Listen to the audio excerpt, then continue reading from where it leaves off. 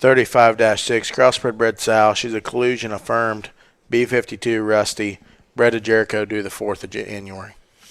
So of all the sows, to be honest with you, this is one of them that's the hardest for me to see go. I believe this one, her mate sister, was champion Division One there at Indiana. It was her. Blake just said it.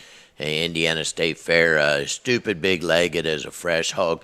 Honestly, it taken a little bit to get her fully going, and she's one that doesn't like our group setting quite as good. And yeah, she did a killer job in the crate. Came out of the crate extremely thin this time.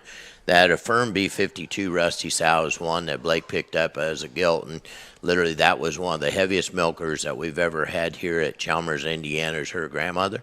And this one here being out of the Collusion Board, which we honestly don't have a lot of those females left around here, makes me a little bit sad. And then the first crop of Jerichos that hit, they are truly the most dense hogs that we've ever farrowed in the crossbred arena here in Chalmers, Indiana.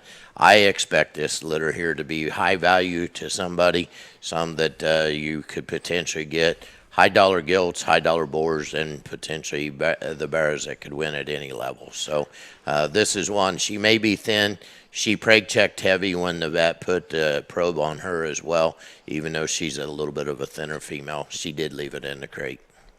Yeah, this 35-6, I can say a lot of things. The first thing I'm going to say is return on investment. I absolutely hate bred gill and sow sales because we don't ever breed them, especially here in Chalmers, not to expect greatness out of each litter. And if we did, there's a Wickman's Hog Market. They're 20 minutes from us, and they take them every day of the week. And we're gladly to haul off genetics that aren't quite good enough, in our opinion. This 35-6, her return on investment, I think, could be to the highest degree.